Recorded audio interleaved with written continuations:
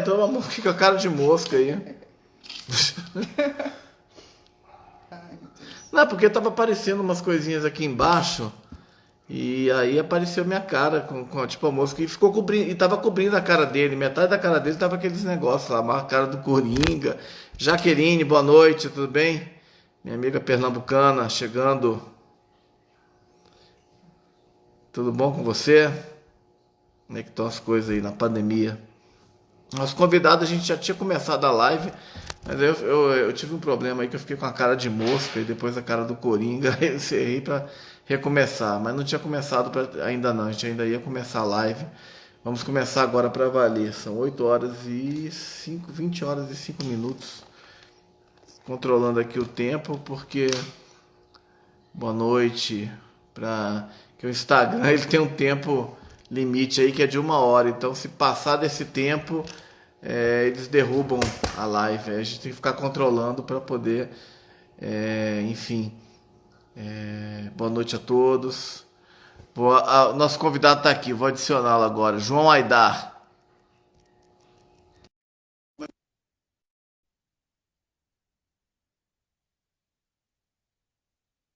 Vai entrar, vai entrar. E aí, Já, João, já melhorou? entrei. É porque eu não sei o que aconteceu, cara. Ficava aparecendo. Eu ainda tô apanhando um pouco aí, você me desculpa, mas estava aparecendo Não, não, umas você faz máscarazinhas. muito bem. E Você aí eu faz fiquei com muito bem cara de. pra gente não virar meme na internet, né? Fiquei parecendo aquele filme da mosca lá, enfim. Boa noite, gente. My friend from Russia, Moneva, how are you? Doutor João também chegando. Boa noite, então, pessoal. Marcelo Araújo, quem fala. Estamos hoje recebendo em a live um convidado super especial, o João Aidar, que é um cara que tem uma rotina super corrida, mas está nos cedendo aí um tempo precioso para falar de coisas legais. Ele vai falar um pouco sobre a sua formação, né? O João, ele é pesquisador e professor de literatura, graduado em estudos literários pela Unicamp, também é mestre em literatura francesa pela École Normale de Lyon, na França, e é doutorando em literatura comparada pela Sorbonne. O cara realmente é fera. O cara é fera. Enfim, ele vai falar um pouco sobre a formação dele, sobre literatura, e vai falar também um pouco de uma paixão grande na vida dele, que é o samba. Então hoje teremos música e letras aqui em A Live. Seja bem-vindo, João Aidar. Eu te chamo de Johnny Aidar também, mas Pode Johnny chamar como João você quiser. Aidar. Tá certo. João, Obrigado. queria começar então falando um pouco a respeito da sua formação. Queria que você contasse um pouco para a gente como é que foi o seu mestrado, o que, que você foi literatura francesa, né? Depois, Foi. agora, o que, que você está fazendo de doutorado, né? Literatura comparada. Fala um pouco para a gente da sua formação, enfim, dos seus temas de interesse dentro da literatura. Primeira coisa, agradecer o seu convite, parabenizar você pelo espaço Obrigado. interessante que você está criando aqui, trazendo pessoas. Eu que Eu agradeço a ilustre presença. acompanhei nessas 2 últimas semanas e achei muito bom que eu vi muitas pessoas que vêm, né, Obrigado. contribuir, músicos, outras pessoas falando de literatura. E fico feliz com o convite. Para responder sua pergunta, então é isso. A apresentação que você fez foi bem fiel. Eu comecei estudando literatura na Unicamp em 2004 e já, não, em 2005. E um pouco tempo de graduação eu saí, eu já tinha esse desejo, e eu fui para Lyon para fazer, no começo era para fazer um ano de graduação, fazer um período da graduação e voltar depois. Acabei ficando 10 anos. Eu tinha uns projetos que eram completamente diferentes dos projetos que eu depois toquei. O que eu ia estudar no começo e o que eu tinha como meta para fazer uma pequena pesquisa lá de graduação é numa área da literatura totalmente diferente daquela que eu depois segui. O que eu estudei no mestrado foi literatura francesa do Renascimento. Eu estudei 3 poetas franceses do Renascimento, século XVI, E depois, no doutorado, eu expandi um pouco mais o campo de pesquisa e parti para a comparação. Eu peguei um pouco aquilo que eu estava fazendo no mestrado, né, como literatura. Continuei estudando o Renascimento, continuei estudando o século XVI, mas expandi o que eu fazia só em literatura francesa, eu expandi para a literatura espanhola também. Então eu percebi, durante o mestrado já manifestava, não diretamente no trabalho, mas lendo outros autores do Renascimento, autores italianos, espanhóis e tal, eu já fui percebendo uma vontade, que tinha ali um campo interessante para ser tratado, por uma grande semelhança que existe alguma coisa que une todos esses poetas do Renascimento, a influência que eles recebem, o tipo de livro que eles tentam escrever, uma influência italiana, uma influência clássica, mas partindo de cada tradição, assim, né, de uma forma um pouco específica da tradição espanhola, da tradição francesa, alguns elementos ali dentro eles tinham que ser tratados de forma comparada, sabe?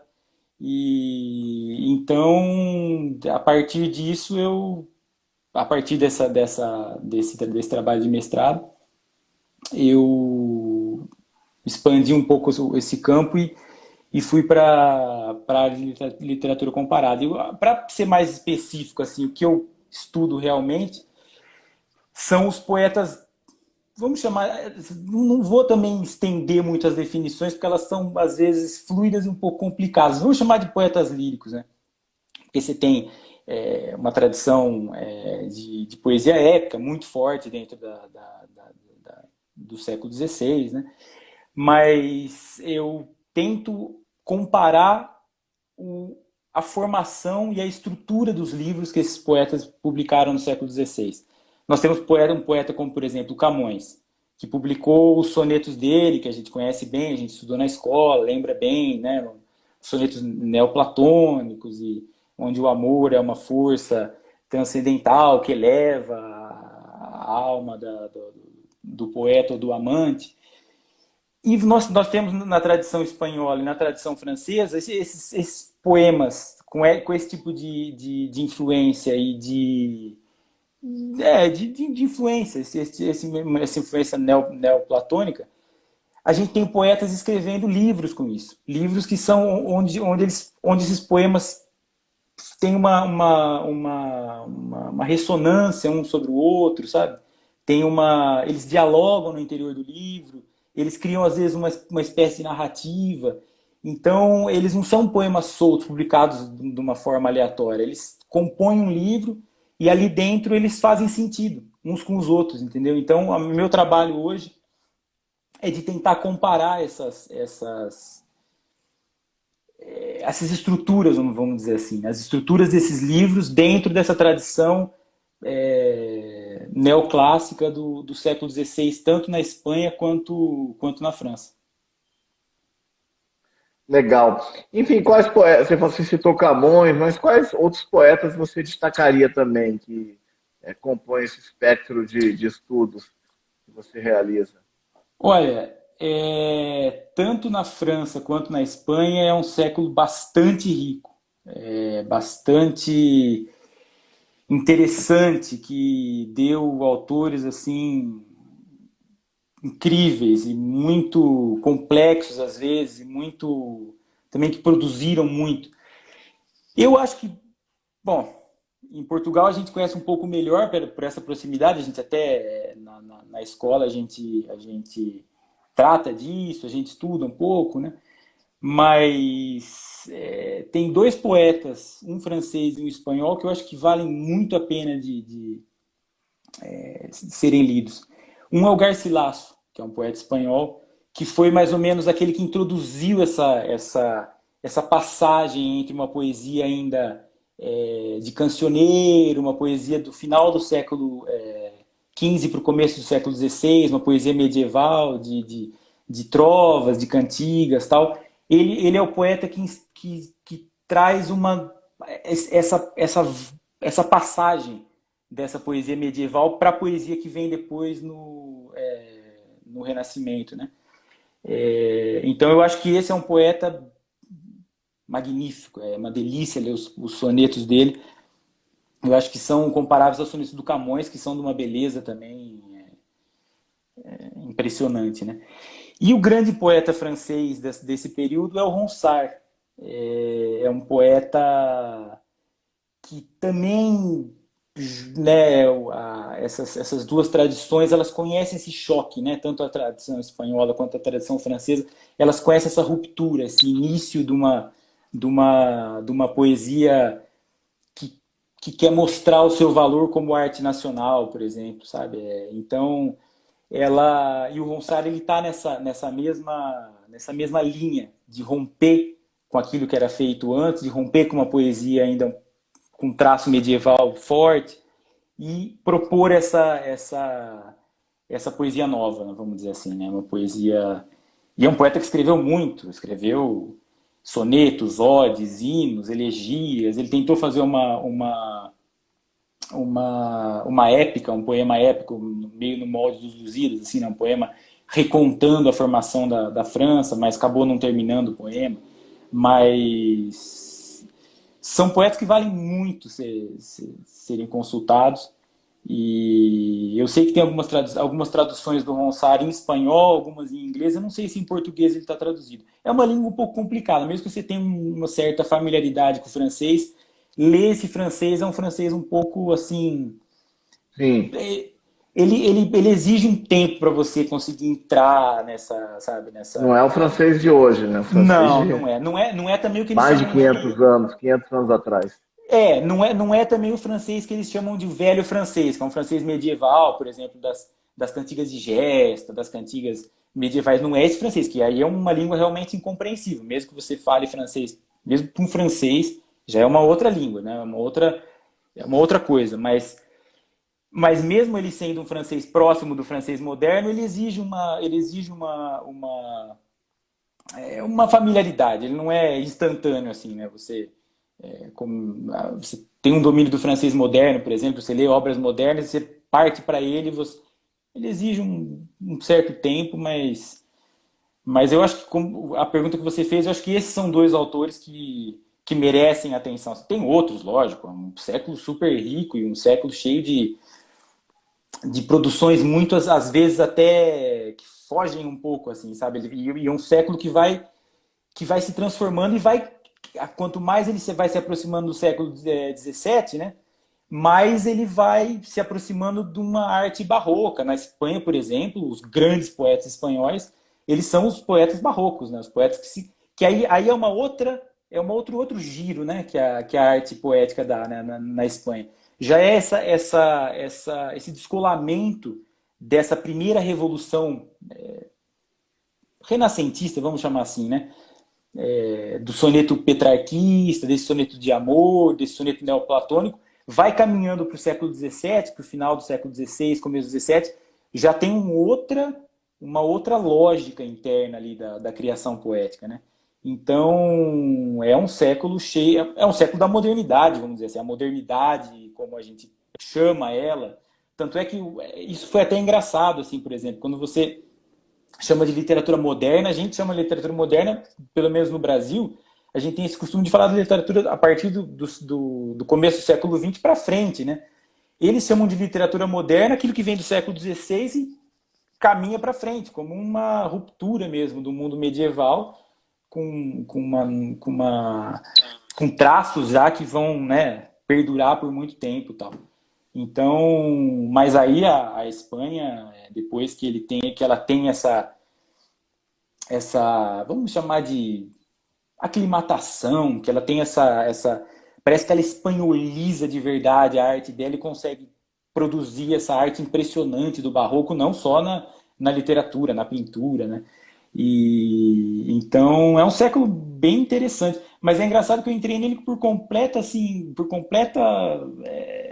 casualidade, né? Eu fui É isso que eu ia te perguntar, o que te levou ao Renascimento? o acaso me levou o Renascimento à necessidade de ter um projeto de mestrado. Eu estava nesse primeiro ano fazendo a graduação e pintou essa oportunidade de continuar lá em Lyon, né? Para começar o mestrado e continuar o mestrado e aí eu precisava de um projeto. O meu projeto inicial era um projeto para trabalhar com modernismo. Eu tinha feito um trabalho bem assim, bem rudimentar, né, de começo de graduação, mas eu tinha feito um trabalho com uma professora da Unicamp sobre surrealismo, tratando um pouco do Murilo Mendes, que é um poeta que eu gosto bastante. Eu escrevi um trabalho que ficou um trabalho interessante, mas para um aluno de graduação. E era o que eu conhecia, né? As ferramentas que eu tinha naquele momento eram essas e eu achei que eu poderia estender um pouco esse trabalho e eu fui com essa ideia, né? E eu fui jogado meio que nessa, nesse século, no século XVI, por um acaso, por ter, eu tinha eu acabei tendo uma certa proximidade com um professor que estava estudando isso e ele me propôs, por que você não faz um trabalho sobre o século XVI? E eu conhecia muito pouco do século XVI francês, muito pouco. E eu comecei aos poucos, a partir dessa sugestão dele, aos poucos a me familiarizar um pouco mais, a ler um pouco mais esses poetas, a me familiarizar um pouco com a língua, me familiarizar não só com a língua, mas com a linguagem, porque com essa linguagem poética dessa época, né? E fui gostando e fui achando que dava para trabalhar ali, sabe? Que ali tinha um material que eu poderia fazer alguma coisa com ele que seria interessante. Mas é engraçado como as coisas acontecem por acaso, né? E isso determinou muito da minha vida, né? Porque eu estou agora fazendo um doutorado que eu vou estender a minha carreira acadêmica muito focada nisso, né? Então é interessante, né? Interessante como não só como um tema de pesquisa, mas como a gente vê que a vida vai tomando uns caminhos e vai levando a gente para uns caminhos que a gente às vezes não escolhe, né? A gente vai sendo levado um pouco, né? Uhum. Certo, e enfim, você fala de uma literatura de um tempo, né? Como você falou, de ruptura, né?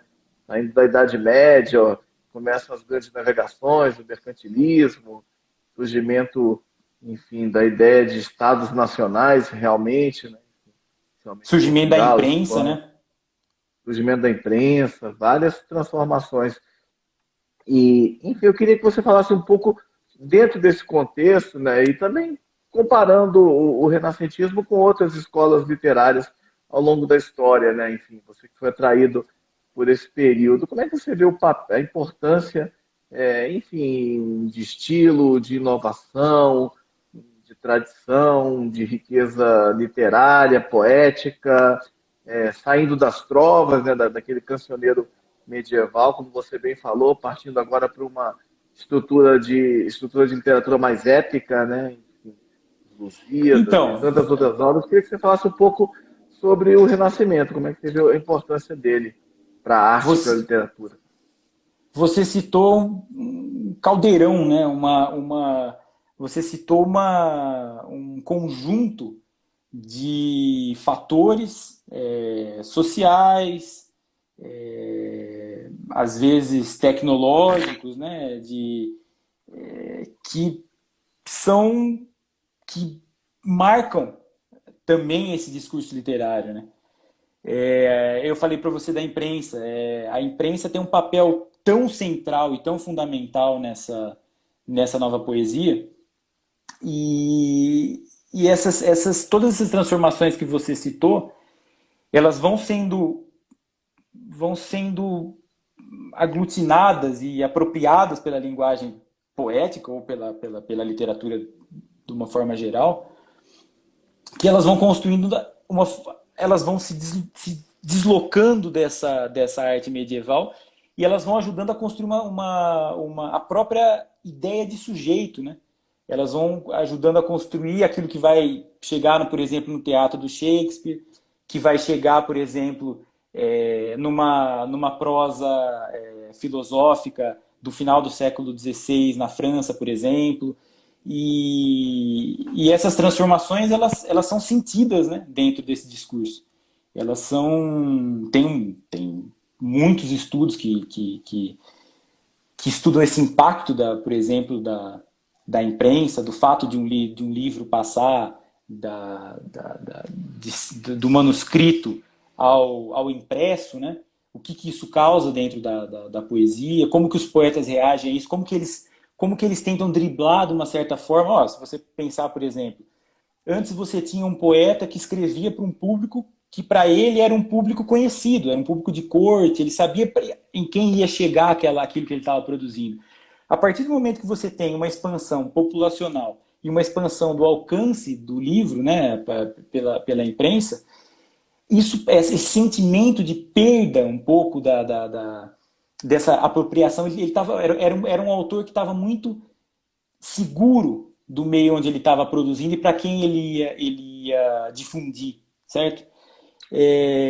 A partir do momento que você tem uma imprensa que expande esse público leitor, a reação do próprio poeta é de tentar controlar essa recepção, de tentar controlar a crítica que ele poderia receber, de tentar controlar a leitura que ele começa a ver, que pode ser uma leitura que é uma leitura falseada daquilo que ele quer dizer, entendeu? Então tudo isso tem um impacto muito forte, né?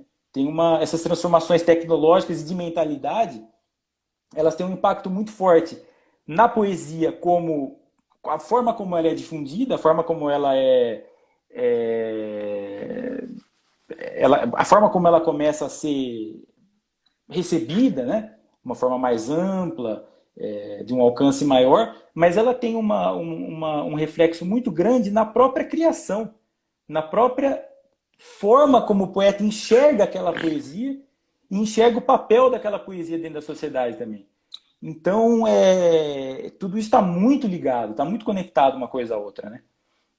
E não só nas mais diversas formas de criação poética, né? Por exemplo, quando você pensa nesses livros que eu tô comparando e que eu estou estudando, existe sempre um aparato anterior à leitura da poesia, uma entrada ali no livro, um paratexto, umas imagens e uns textos que esses autores colocam na entrada do livro, muito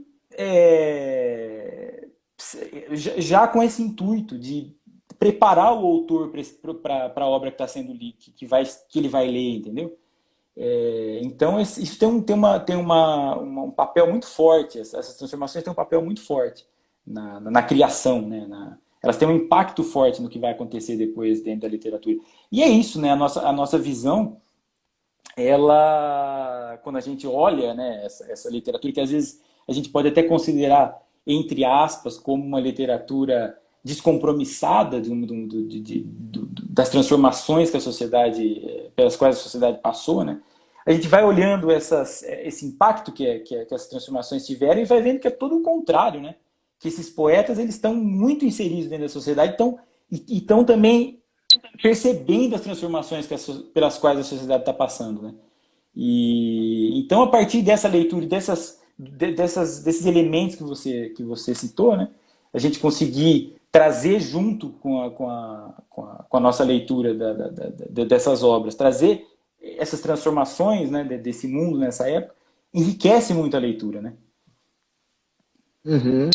Legal. Você passou 10 anos na França, né? Como é que foi passar tanto tempo dedicado ao estudo, à literatura, né? Como é que foi isso, essa experiência? Foram 9 anos e meio, mais ou menos, na França e 1 ano e meio na Espanha. Sempre estudando, sempre, enfim, fazendo pesquisa, né? Uma parte mestrado, uma parte doutorado.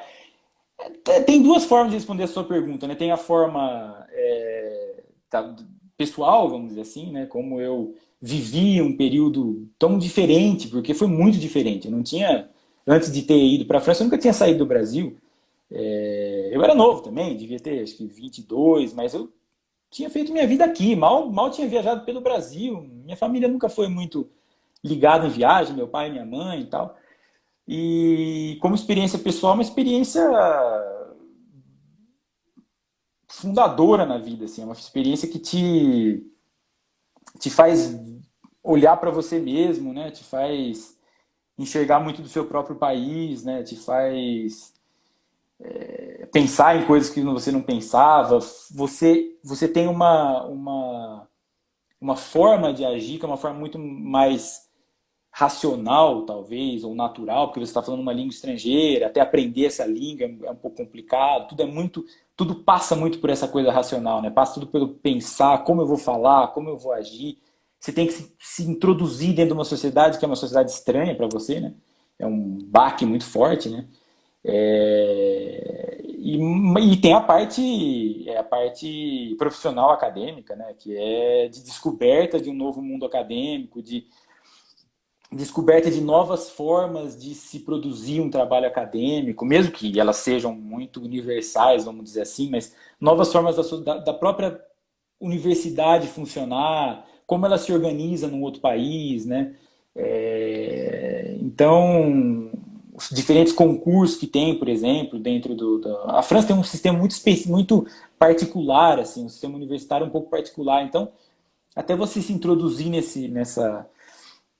nesse sistema demora um tempo e acho que mesmo tudo bem que cada um também as pessoas reagem de uma forma muito diferente, né? Elas têm uma forma de se adaptar, essas formas são muito particulares, mas mesmo a hora que você já está inserido e adaptado, ainda você continua fazendo um pouco que parte do que está fora dela, você ainda é um elemento quase que externo né? Mas os ganhos são muito grandes, porque existe eu tenho completa noção e ideia de que eu nunca teria tido contato com tanta coisa que eu tive, né? Essa bibliografia é muito específica sobre essa época, esse contato com essa língua que eu te falei, talvez eu não tivesse lido essa poesia da forma como eu estou lendo. Eu acho que foi um período de um aprendizado assim que só tem como passar por isso dessa forma. Você não consegue passar por isso não mergulhando nessa experiência, Uhum. né? E é uma experiência que te faz olhar para várias coisas de uma forma diferente, enriquece você de uma forma interessante. Acho que você percebe que a partir do momento que você passa uns 5, 6 meses fora, sozinho, a partir do momento eu estava completamente sozinho, assim. No começo eu cheguei aí com uma ex-namorada, tinha uma pessoa com quem eu tinha uma familiaridade muito grande, você tem uma pessoa fazendo companhia para você, mas a partir do momento eu estava completamente sozinho. Então, você vê que você passa 5, 6 meses, um ano, 2, 3, longe de tudo, da sua família, dos seus amigos. Você começa a se sentir um pouco mais assim, acho que completamente independente realmente, né? Se você pensa que você pode morar em qualquer lugar, você pode te dar um pouco de coragem também, assim, um pouco de audácia, sabe? E é uma experiência muito diferente de você, por mais que você viaje, até às vezes você pode até fazer uma viagem e permanecer um tempo, mas quando você vai entrando um pouco mais na sociedade, vai fazendo parte, por exemplo, do mundo acadêmico, vai conhecendo a família das pessoas com quem você vai se relacionando, vai criando um outro sentido, né? O país vai tomando um outro sentido, né? E então acho que é isso, acho que dá para ser visto, isso que é interessante também, dá para ser visto dessas várias perspectivas, né? Dessa perspectiva profissional, da perspectiva pessoal e você carrega também depois, acho que permanece uma coisa muito forte assim desse sentimento de pertencer a um lugar, sabe? Você fica com um sentimento quase uma necessidade às vezes de fazer parte de Uhum. alguma coisa, de não estar descolado de tudo, sabe? De não ser sempre o estrangeiro. Então, às vezes a volta ela é bem-vinda e necessária, né? Uhum. Legal. Falando um pouco agora sobre o Brasil, né? Mas ainda sobre literatura. Como é que você vê hoje o ensino da literatura no Brasil? Enfim, você é professor também, além do trabalho de pesquisa, enfim. Como é que você enxerga hoje a questão do ensino da educação literária aqui? Você acha que está sendo é feito de uma forma satisfatória? Ou ainda é de realmente se estudar, ou ainda é muito aquela coisa de decorar? Eu lembro, quando bom, eu sou um pouco mais velho, eu tenho 50 anos, mas eu lembro dos meus tempos de estudante, né, de ensino médio, antigamente segundo grau, era muito aquela coisa de, às vezes, pegar e jogar os livros para a pessoa, para os adolescentes, muitas vezes livros que às vezes o adolescente não conseguia ter uma compreensão e assimilar, enfim, muita coisa de decorar para fazer uma prova. E hoje, como é que você tem uma visão de como está hoje esse ensino no país? Então, eu não sou professor de ensino médio ou de ensino Sim. fundamental, eu não tive, nunca tive contato como professor, nunca entrei numa sala de aula de ensino médio. O mais engraçado é que o tempo de aula que eu dei foi na França. Eu, durante um ano e meio, dei aula numa universidade lá, tanto de literatura quanto de língua, e foi uma experiência incrível. Mas eu acho que a gente tem um problema de comunicação muito forte, a gente tem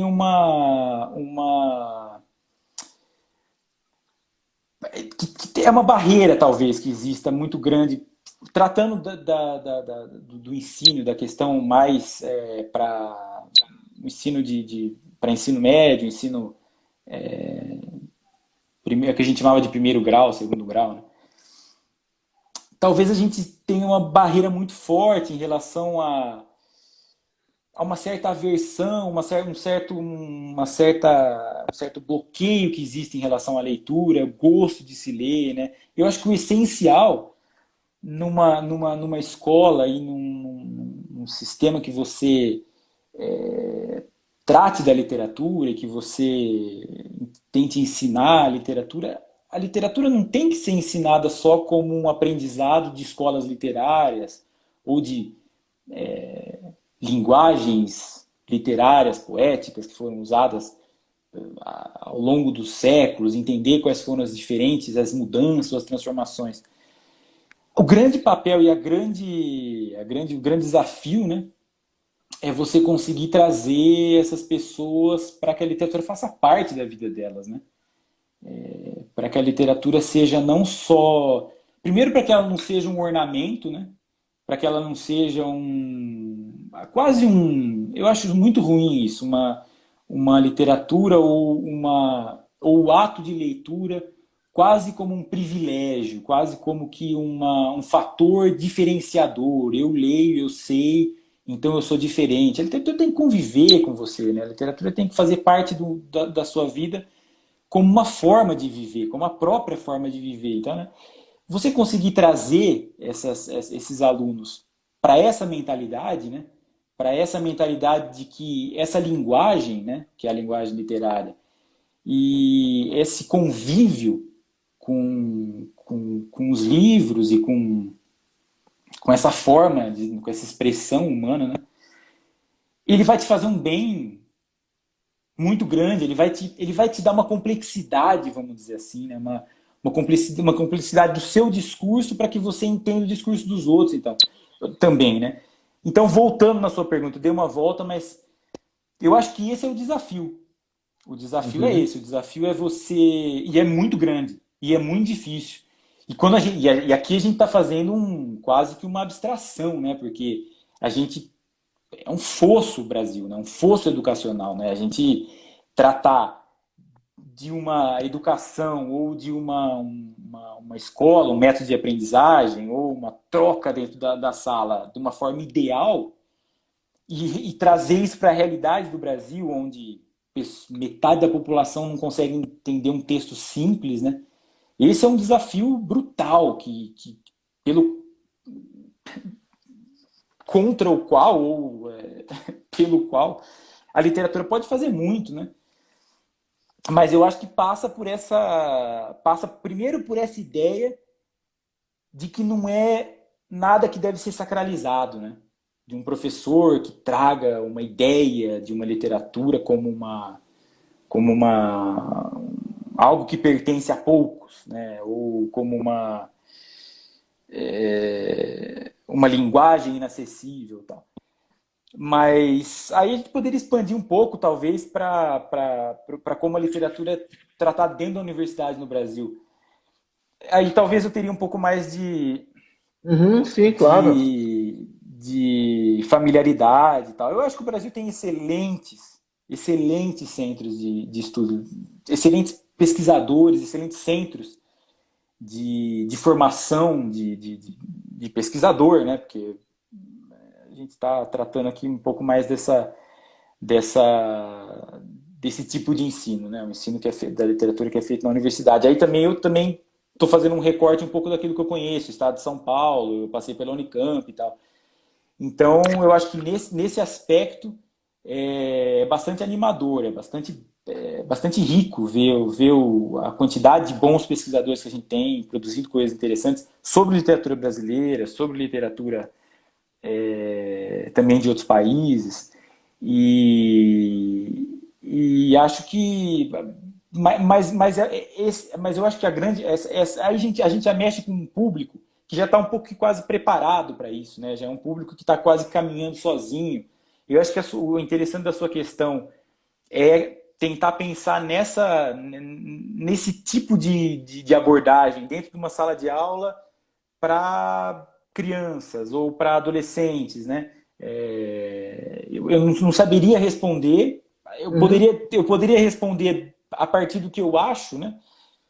E do que a gente sabe por dados, né? Que infelizmente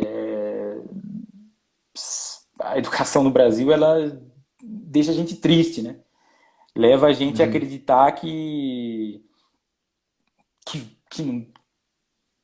as coisas precisam melhorar muito, mas eu acho que esse é o desafio legal. Essa é a forma, pelo menos se eu levasse, se eu desse aula em ensino para criança, para adolescente e tal. Eu acho que essa é a abordagem, essa é trazer como gosto, sabe? Trazer como quase uma necessidade, uma coisa, uma coisa a mais que você tá conseguindo ter na sua vida, né? Um acesso ao tipo de linguagem de informação. Não, muito boa a sua colocação no sentido de que a literatura realmente ela deveria ser popularizada, né? E não ser uma coisa para elites intelectuais, ou enfim, para poucos, né? Que é o que acontece no Brasil, onde você coloca a questão dos inúmeros problemas que a educação tem aqui nesse país, né? Mas também várias questões, como por exemplo o acesso, né? Livros são muito caros, né? Enfim, o hábito da leitura. Às vezes a gente vê até em vizinhos nossos, como por exemplo Uruguai, Argentina, tem muito mais essa cultura, esse hábito da leitura, aquela coisa de você entrar no metrô, quando você vai a outros países e tá a pessoa lá lendo um livro e tal, que aqui você não vê tanto. Então, realmente é uma batalha, né? Mas isso que você colocou, eu acho que é muito importante, né? De que tem que fazer parte da vida das pessoas, né? Não é uma coisa para se decorar, escola tal, vai até quando, até porque as coisas também nem sempre são caixinhas, né? Não, E não. ao total é de tal escola, não, mas é ler, se descobrir, é como ouvir Uma coisa música que eu, também, conhecer e tal. uma coisa que eu acho importante, que tem que ser assim, entendida, que tem que ser, eu acho que existe o que você falou que ela tem que fazer parte, e eu falei disso, né? Ela tem que fazer parte, tem que ser não pode ser uma coisa, né, para elite ou para uma elite intelectual que lê e o resto não lê, ela tem que compor fazer parte da vida social. Mas uma coisa que tem que ser entendida é que a linguagem literária ela passa por um pequeno choque, né? Você entrar nesse mundo, você entrar nessa diversidade de vozes, nessa riqueza que é a criação literária, passa por uma pequena formação, vamos dizer assim, né? Você precisa começar a se habituar Claro. com o próprio hábito de ler, né? O hábito de ler, ele não é tão instantâneo assim, vamos dizer assim, né? É isso que talvez a gente peque, é nisso que talvez a gente afugente as pessoas, né? Dessa coisa de ler como um bicho de sete cabeças ou como uma coisa difícil, uma coisa entediante, aquela coisa da necessidade, né? precisa ler porque ler é importante. Precisa ler porque ler é gostoso e ler faz parte da sua vida como um cidadão e como um ser humano, né? Uhum. Mas ela não é tão instantânea, né? Eu acho que essa não só o hábito, como a própria digestão de um texto literário requer alguns passos iniciais, né? Isso, sem dúvida. Você não pega um poema do Drummond sem nunca ter tido nenhuma referência de nada e sai lendo aquilo como se fosse um texto simples de jornal. Existe Uhum. uma familiaridade que você vai tendo e isso vai sendo adquirido, né? Pouco a pouco, vai fazendo parte da sua vida, né? Mas eu acho que esse é o grande. Porque o engraçado, Marcelo, é que você, por exemplo, eu sempre estudei em escola particular. As pessoas sempre tiveram um nível de vida muito bom, ninguém tinha problema, eu não posso comprar um livro, eu não tenho acesso a um livro. Muito pelo contrário, as pessoas tinham uma vida Uhum. muito confortável. Inclusive a minha, não tinha um problema de acesso a isso, mas eu vejo que as pessoas que estão ao meu redor e que estudaram comigo, ou que fazem, ou que são pessoas da minha família, elas não têm esse hábito. Então alguma coisa ficou no caminho, sabe? Que não é só uma questão de exclusão social, Uhum. educacional. Alguma coisa fica nesse caminho e eu acho que é exatamente isso. Eu acho que a gente perdeu essa capacidade de passar por essa pequena etapa de familiarização, sabe? Essa pequena etapa de familiarização com essa linguagem. Porque, na verdade, as Uhum. pessoas gostam de história. As pessoas gostam de se encantar por uma história, por um formato diferente de linguagem. Elas buscam isso, elas se encantam com isso. Mas esse é o problema. O problema é que essa etapa que a literatura, muitos casos, ela exige, né? Essa familiaridade que vai sendo construída, é nesse ponto que a gente se perde, como sociedade, cada vez a gente está se distanciando mais. A sociedade, cada vez mais, ela tem estímulos visuais muito fortes, né? As pessoas estão muito presas a imagens, isso não é um desabafo, um reclamo, é o que está acontecendo, né? São as Uhum. transformações que nós estamos vendo, né? E eu acho que essas transformações elas dificultam ainda mais essa convivência com o texto literário, sabe?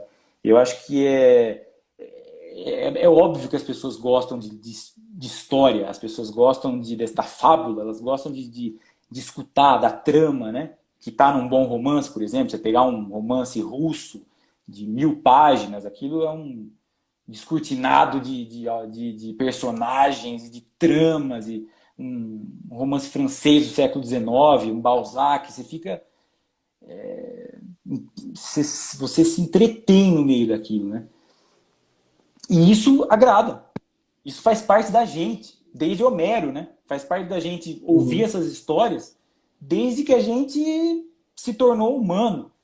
Mas eu acho que a formato social talvez seja ruim, mas essas transformações pelas quais a sociedade está passando, eu acho que elas estão cada vez mais descolando as pessoas desse contato com o texto, sabe? Os contatos são Uhum. outros, né? Com séries, com filmes. Então, não sei, esse é um desafio, porque você trazer de novo essas pessoas para essa convivência com o texto literário é um desafio, né? Legal. Johnny, falamos bastante aí de literatura, mas eu queria que você também aproveitasse a sua presença hoje aqui para falar de samba, né? Você gosta muito de samba. Como Vamos é que o falar do que samba entrou na interessa, sua né? vida? Do Olha, Renascimento ao samba. não, do samba ao renascimento. É, não, digo na nossa live começou com o Renascimento, agora vamos pro samba. Não, então, você sabe que é Mas, tanto, interessante, né? mas Porque também, fica. não, porque eu acho que se a gente fizer essa volta, a gente cai aonde? Na palavra, né? A gente cai na palavra, porque o samba para mim é essa palavra que foi se transformando junto com os modos, com os costumes, né? Você ouve a palavra de um Nelson Cavaquinho, ela é muito bem colocada, né? Você ouve um samba do Wilson Batista, aquilo faz sentido naquela voz, né? Aquilo faz. tem uma ressonância muito forte. Você ouve os primeiros versos de um samba do Nelson Cavaquinho, Noel Rosa. Aquilo é muito... tem uma penetração, essa palavra, muito forte, né? Eu acho que aí que tá, é engraçado isso. A gente falou desse encantamento pelo texto. Eu não fui uma criança que lia. Eu não tinha, apesar de ter na minha família um estímulo muito forte, da minha mãe principalmente, do meu avô, tinha uma coisa muito presente, essa coisa do texto, essa importância, sabe-se lá o que eles queriam dizer com isso, de ser importante ler, mas isso estava presente, mas aí que tá. Por isso que eu vou muito por essa... Eu acho que esse caminho é um caminho interessante de ser pensado. Eu acho que eu não tinha rompido essa barreira. Eu gostava de filme, gostava de histórias, eu gostava daquilo que o livro iria que o livro iria me fornecer um pouco mais tarde, mas que eu ainda não conseguia me aproximar dessa palavra literária. E eu acho que essa coisa de gostar da palavra e gostar desse encadeamento, né? dessa harmonia que as palavras juntas elas vão conseguindo fornecer para a gente, veio com o samba. Eu acho que veio primeiro um encantamento com a palavra cantada, com a música, com essa capacidade que o samba te dá de estudar ele ao longo do tempo, sabe? Você ouve o discurso do Noel, o que ele fala, como ele fala, a sociedade que ele está retratando, como que ele harmoniza as palavras dele dentro da música. Não é a mesma coisa de ouvir um Paulinho da Viola que compôs 60 anos depois, ou 40, 50 anos depois, entendeu? Então eu acho que entrou muito essa melodia, essa poesia, entrou muito pela música, para mim, né? Tô falando como uma experiência pessoal minha, né? Ela veio muito nessa palavra cantada, assim. E depois ela começou a passar para o texto escrito, sabe? E então, para mim é fundamental. Eu ouço Nelson Cavaquinho com o mesmo respeito que eu leio Camões. Para mim, Nelson Cavaquinho é uma entidade tão maravilhosa, tão forte, tão potente quanto Drummond, entendeu? É isso que é para mim. É por isso que é essa coisa de viver um pouco isso, sabe? O samba faz parte para mim da minha vida. Ele não me abandona nunca, que nem tem uma música do Paulinho da Viola que fala isso, né? Não me abandona jamais, tal. Então tá muito conectado para mim. Esses poetas né, sobre os quais a gente conversou um pouquinho, esses poetas do Renascimento, essa utilização da linguagem que eles fazem nessa transformação social que a gente tratou um pouquinho, né? Como que a própria transformação influencia na própria linguagem, como que a linguagem responde a ela. Você pegar a história do samba e essa linha que leva, né, de Senhor e de Noel, os sambas que o Pixinguinha fez, que você pegar daquela linha e trouxer e for... Se você vier analisando o discurso e como a sociedade se transformou, e como esse discurso se transformou, como o próprio samba foi penetrando na sociedade como uma música aceitável, vamos dizer assim, né? Tudo isso faz muito sentido e conecta muito essas palavras, essas manifestações da palavra, né? Tanto literárias quanto musicais. E o samba, para mim, também agora é uma outra opinião, como que ele funcionou na minha vida, né? Nessa vida de exilado, né? Morando fora. É muito bonito ir no Museu d'Orsay, ir no Louvre, né? Mas você quer sentir que aquilo que o seu povo produziu é grande, tem valor, faz sentido, fala com você, sabe? Dialoga com você, comunica. E a música foi muito importante para mim nisso, sabe? Essa sensação de pertencimento, essa sensação de grandeza. Eu acho que a música brasileira ela tem uma grandeza. Para mim, eu fico assim, besta, porque eu estudo esses grandes poetas do século XVI e vejo a linguagem, como ela é utilizada, e quando eu trago isso para para um Zequete, para um Cartola. Eu fico tão besta de um lado quanto do outro. Então, para mim, como experiência pessoal, né, de tentar trazer para a minha vida, para essas vivências, como alguém que viveu fora, como alguém que estava buscando esse lugar de pertencimento, o samba para mim foi fundamental. Foi fundamental para eu ter orgulho. O samba para mim é o meu orgulho de ser brasileiro, sabe? A arte do Brasil para mim tem um lado que me envergonha completamente, um lado que me deixa muito triste do Brasil, mas tem um lado que me faz adorar ser brasileiro. Então, isso é uma gratidão que eu tenho com essas pessoas, sabe? E me impressiona muito. Aí que tá, né? Essa coisa que a gente falou dessa interpretação, talvez, da literatura, da poesia como uma coisa difícil para alguns, ler só para os intelectuais, para quem faz parte. Pô, você tem um cara que era um morador de morro, que vem e te mostra que não é isso, sabe? O cara vem e te mostra que uma linguagem fabulosa construída dentro de um samba pode ser feita em qualquer lugar e usufruída por qualquer pessoa, sabe? Então, o samba me ensina muito. Isso que é para mim o samba, sabe? O samba ele é uma escola para onde eu vou e eu sempre volto e vou sempre voltar com carinho, sabe? Com admiração, com devoção por essas pessoas, com respeito, né? Então, é um lugar onde eu gosto de estar, sabe? É um lugar que eu procuro, que eu volto e é muito bom, né? Você ter uma riqueza, né? Uma coisa tão assim rica artisticamente dentro do seu país, né? Então para mim é isso, como experiência pessoal eu uso ele dessa forma, sabe? Legal, cara. Belas palavras. Um abraço aí pro Andrés Nora, escritor aí que participa da live, Frederico Condé, a tia Graça aí também marcando presença. E quem que é o seu sambista favorito? Se você fosse escolher um sambista ou algum sambista, Um quem são? só? Um Não, só? ou mais aí. Fala aí os seus favoritos. Paulinho da Viola, grande Paulinho da Viola. Tudo começou aqui. Mestre, Ah, quem mais? é, citando Noel. Noel começa tudo ali, né? Noel começa ali e acaba ali. Se tivesse acabado ali, se o Noel tivesse começado e acabado, e nunca mais nada tivesse sido feito, já estava bom.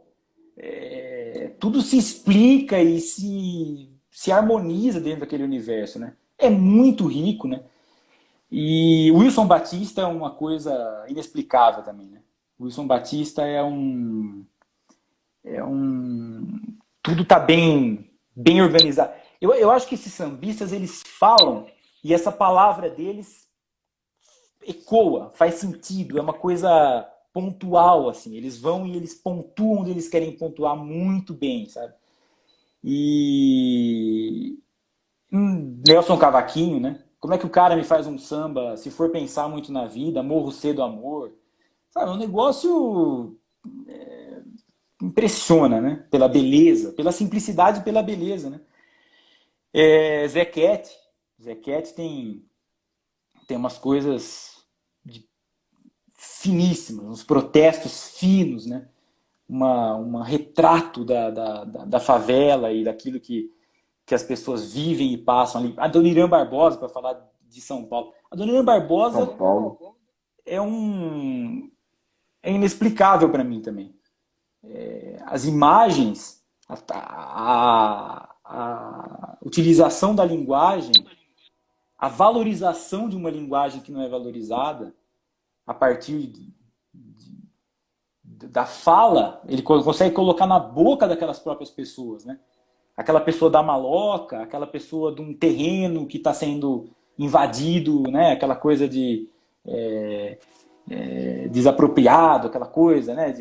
Dos sambas dele, esse universo. Paulo Vanzolini é uma coisa impressionante, né? E o Paulinho O Paulinho é meio que eu acho que eu tenho uma admiração para ele por ele em todos os sentidos. Ele é uma figura humana, né?